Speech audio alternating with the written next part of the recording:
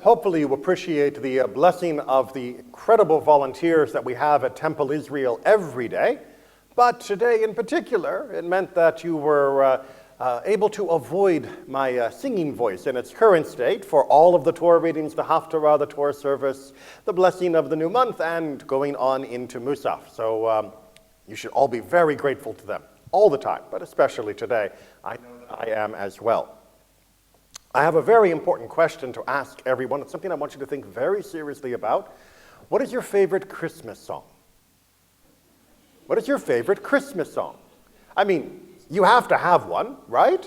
I mean, you are Jews growing up, most of you, in the United States, and if you didn't grow up here, you've probably lived here for quite a while, and that means on the radio, or in a waiting room, or at the supermarket, or at the mall, or pretty much anywhere between, if we're lucky, the end of November, but more likely right after Halloween, all the way until a couple days ago, you were hearing Christmas music, whether you liked it or not. And whether you like it or not, you've probably got some songs that you think, actually that's not too bad. Mariah Carey, right? It is said that she has a higher gross national product in many countries from that one song for her annual revenue. It is an impressive achievement that she has made. But yes? The ones written by Jewish composers always will have a warm place in our hearts, somewhere near the chestnuts, which, there were many Jewish composers, especially in the middle of the 20th century, that were quite successful at writing Goyish songs because, they were good composers. And, let's be honest, some of the songs are quite nice. Now, what makes it a Christmas song, though? So let me give you a quick test. Is Jingle Bells a Christmas song? Yes. Jingle Bells is a Christmas song. What is the Christmas mention?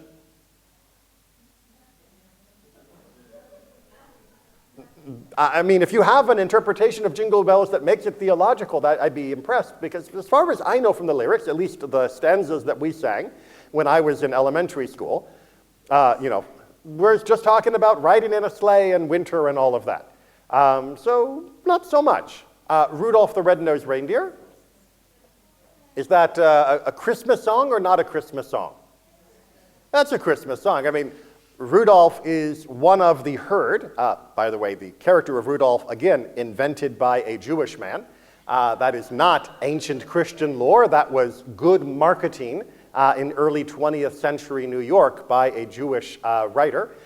So Rudolph is definitely a Christmas story because it is about Santa Claus, and you don't get more Christian than having a saint as the centerpiece of the story.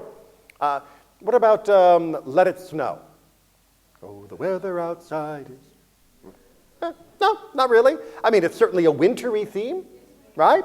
Jingle Bell Rocks, not so much, right? Come all ye faithful. Oh, very Christmas, right? What are the faithful coming to do? To praise the newborn king, right? And that is a rather, kind of on the nose Christmas theme. That is kind of the point of Christmas, is that there was this newborn Savior King that was going to rescue us from eternal damnation.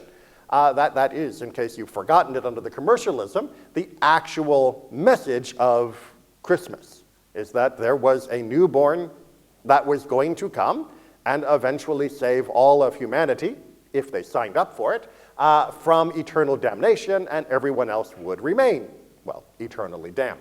So, the songs, while often pretty, do have a little bit of an edge to them, which means I need to ask you, where are these Christmas songs then most appropriate?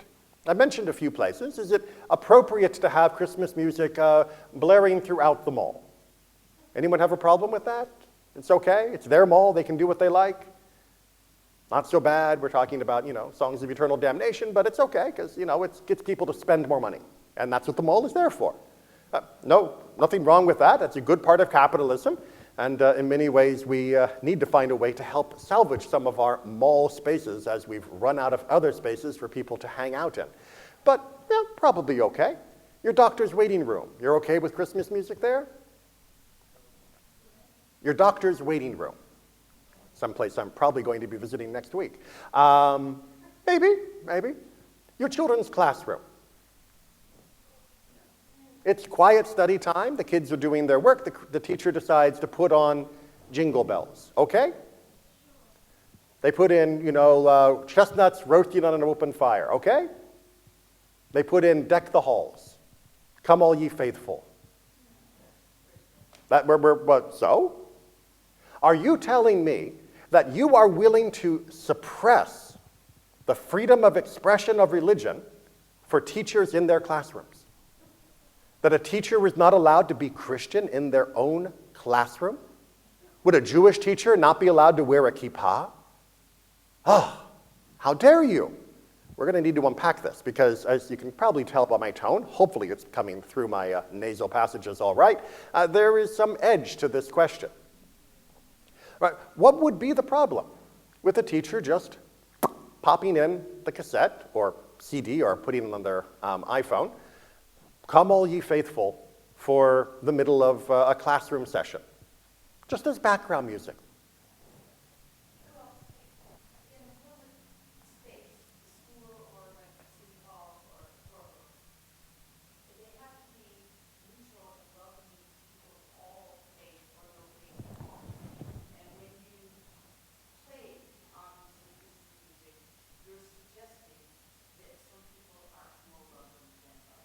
All right,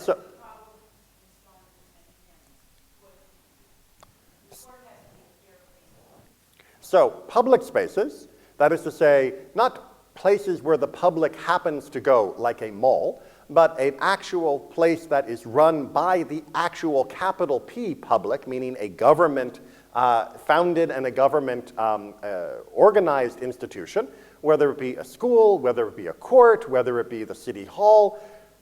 There is a certain assumption that these are meant to be neutral places, that everyone should feel when they walk into those places that this represents them, and that there aren't some people who are more welcome than other people because these institutions represent all of us. What you do in your private school, what you do in your private office, what you do in your private business, that is entirely up to you. But what you do with the image of the public, capital P public again, institutions run by and for the benefit of the nation or the local city, we have a particular set of rules on this. In fact, when we wrote the Constitution, we felt it was incomplete until we put something into place. Immediately after the Constitution, called the First Amendment, which, by the way, remember, doesn't mean it has lesser status than the rest of the Constitution. Amendments are not smaller than the main. They are a change to the main and have their own standing. The First Amendment has two parts that relate to religion. One of them says that we will not infringe on your free exercise, known as the Free Exercise Clause. If you want to be Jewish, if you want to be Catholic, if you want to be Protestant, if you want to be Buddhist, Hindu, the government is not going to tell you that you cannot have that religion within our borders. You are allowed to follow your own conscience in matters of faith. But it also has what is known as the Establishment Clause, that the government will not establish a religion for the country. Now, that has been interpreted in different ways. It seems quite evident from the writings of the original founders that it was meant to be very broad, but it has taken a long time for American practice to catch up to that particular interpretation. That is to say, many people try to read it very narrowly, that just means we shouldn't have a Church of the United States the way they have a Church of England in England, or other states that have official religions that are part of the government structure. But what does it mean to establish a religion in the United States? Does that only mean that we can't build a cathedral that is done with government funding? Or does it mean something a little more broadly? Well, let's back up again to our classroom example, and you'll understand why I'm focusing on schools in a bit more in a second. Go back to our classroom situation. Imagine the teacher is blaring the most Christological, theologically powerful Christmas music ever, right? Not even Rudolph meets the threshold because Rudolph doesn't mention Jesus, but all of their songs do. And they have a large crucifix, the kind with the full body on display, on the wall behind them. And you have a Jewish student. And the Jewish student, well, has a question about how an assignment was graded. It seems that their assignment was graded lower than the exact same assignment turned in by a classmate who isn't Jewish.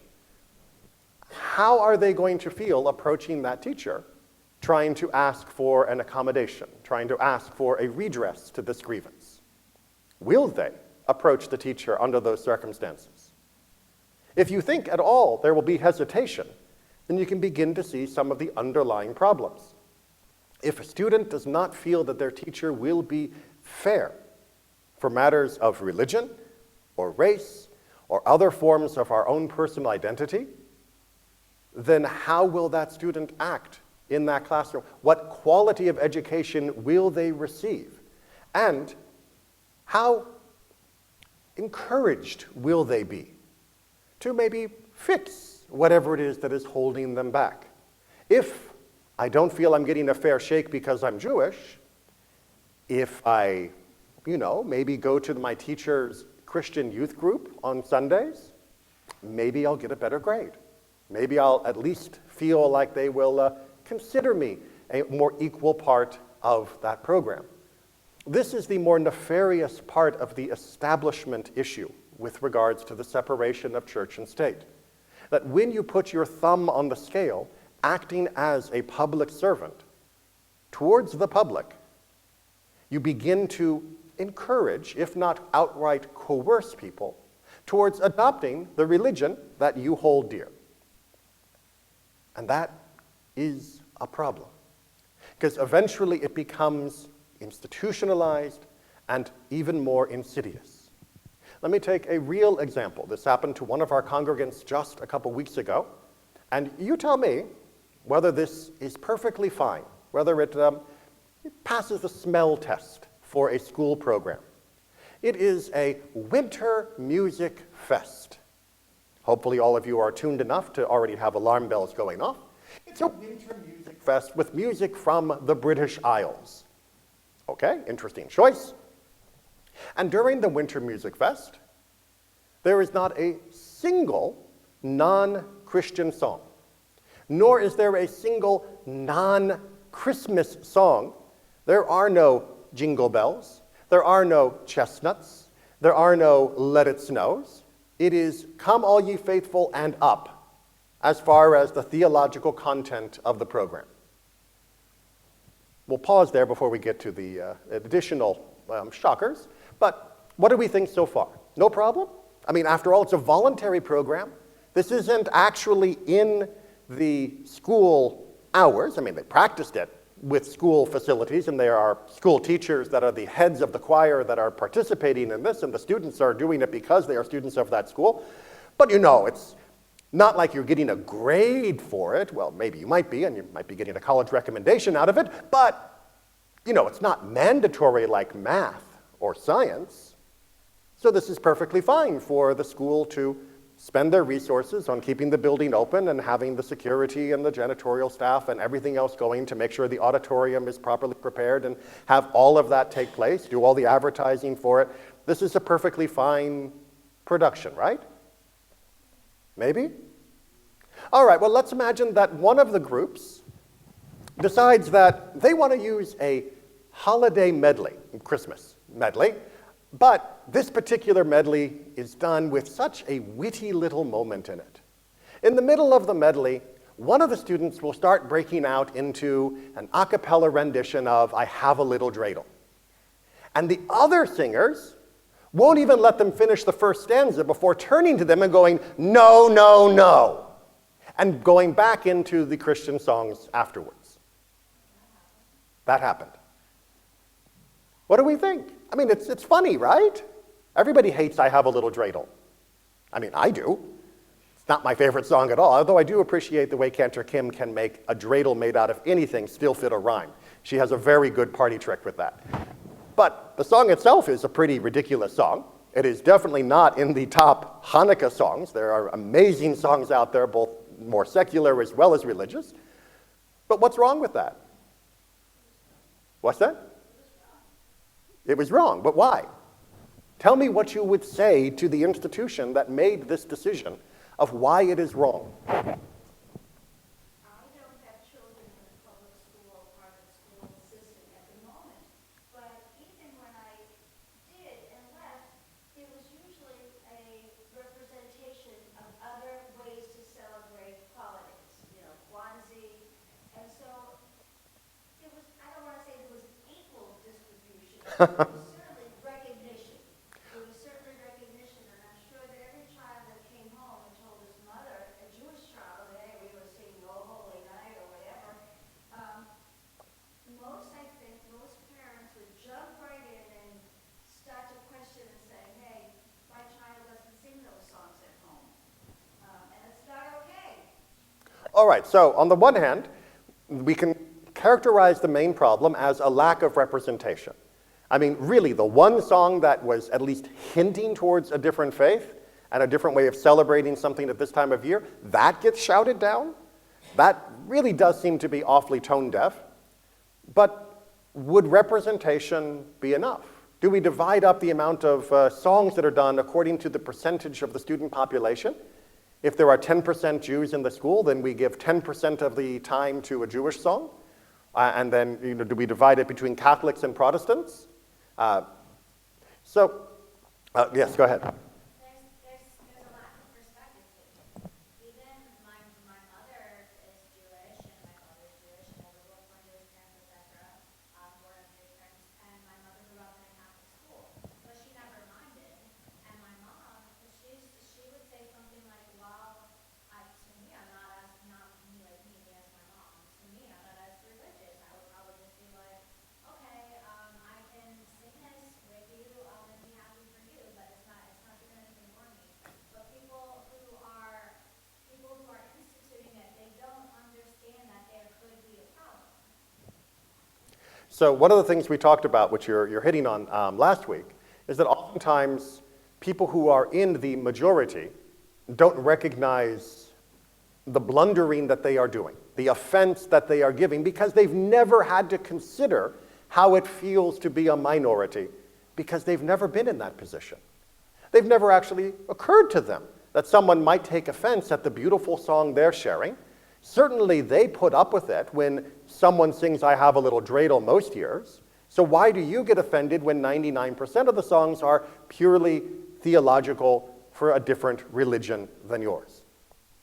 And that lack of perspective is a fundamental problem. I've got a couple more hands going there. Yeah, I think that getting back to the incident that you described before, I think what fundamentally bothers me is they're making fun of discrimination. And it's interesting when you brought back the topic of the bar from last week, it's really, at best, they're just being oblivious to At best, it's oblivious. Right. At worst, it's proselytizing. And at most worst, it's proselytizing while making fun of other people being discriminated against. And that is not a great message to have within a public institution, especially within a school. Now, I know some of you are thinking, come on, it's just a bunch of songs. The kids didn't have to be there. It's entirely voluntary. So it was a joke that didn't land, but it's not that bad. I want you to understand, and for some of you looking around, you're at different ages.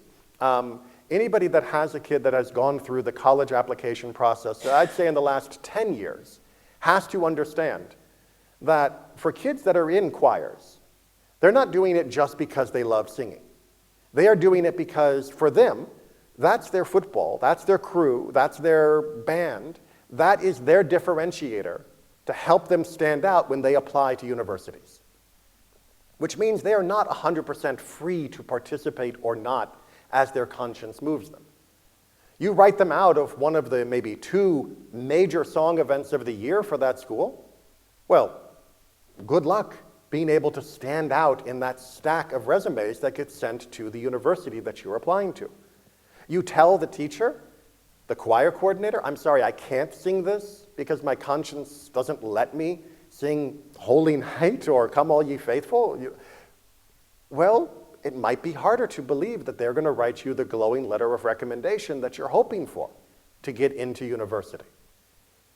This is a major door, a gatekeeping that happens through these programs. It is not just a fun program that kids do in the afternoon. We have made sure that we have killed those programs, and that every program has to be deliberately considered with regards to how it will fit on your college application. And this is one of the ways that many kids that are perhaps not adept at sports, and maybe enjoy this more than band, are trying to set themselves apart.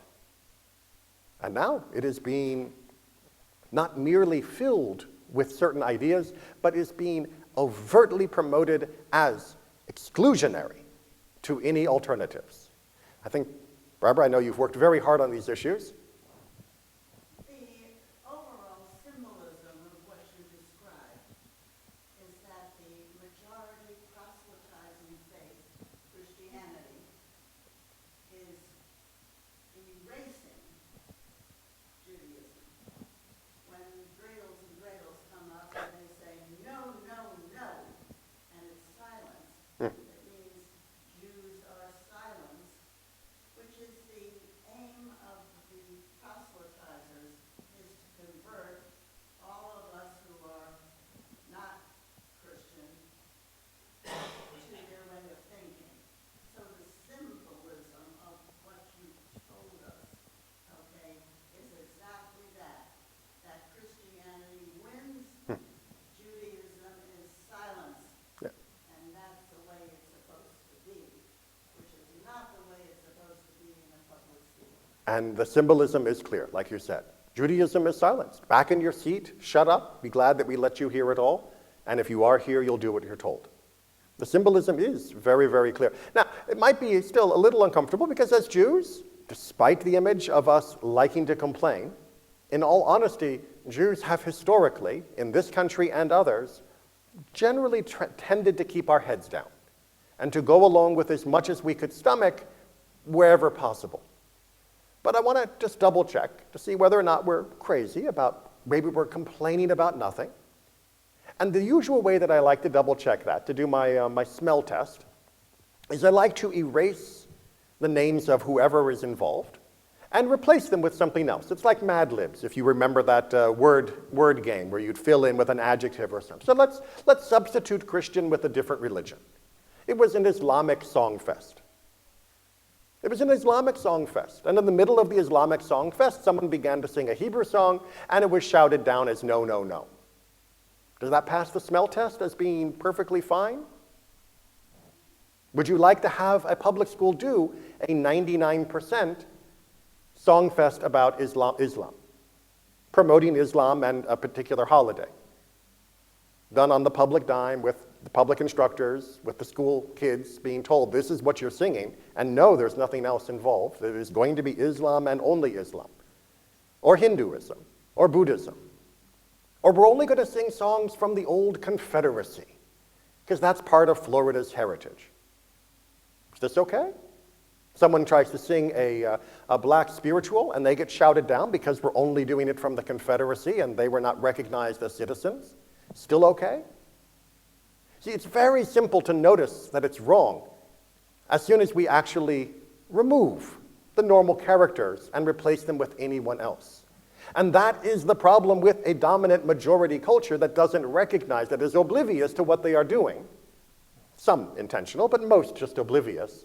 Because it never occurred to them that it might sound a little different if the shoe was on the other foot, to mix a few metaphors if you don't mind. But that is the situation that we are in. Imagine if it was completely opposite, where it was a Buddhist festival that was shouting down a Christian. Do we think that the Christians would be okay with that? Do you think the Christians would be okay? Not if the teacher had the crucifix on the wall behind, but maybe the teacher has Islamic art on the wall behind. Or maybe they have a sutra from Hinduism or from Buddhism.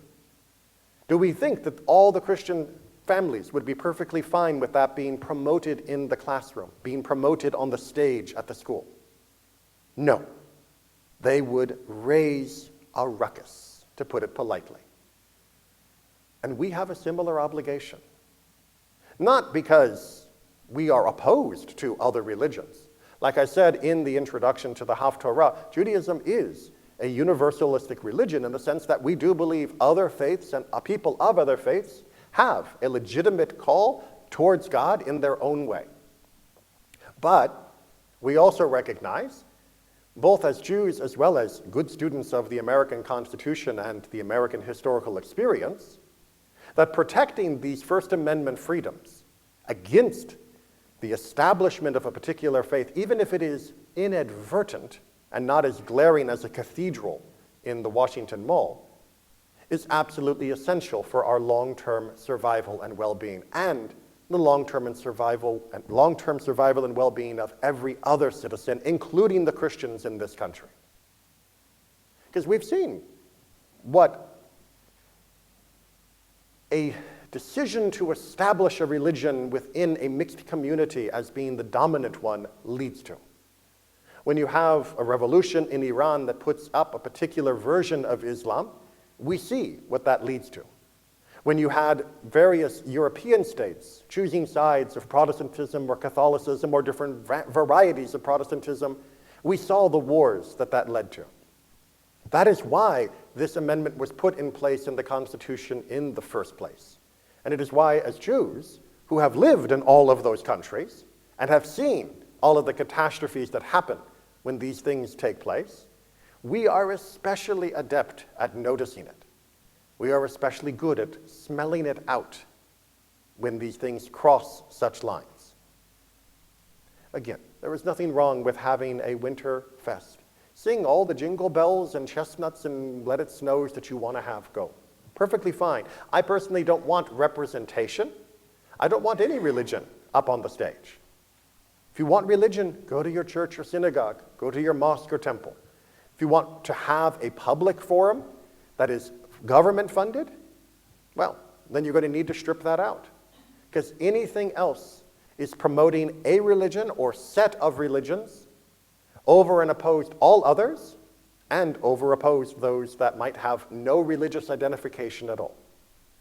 And to do so is inherently, intrinsically, inescapably unfair, un-American, and, in the deepest sense of the word, ungodly. The only way your religion can flourish is by using someone else's funds to force it down someone else's throats. Then you are not speaking for God.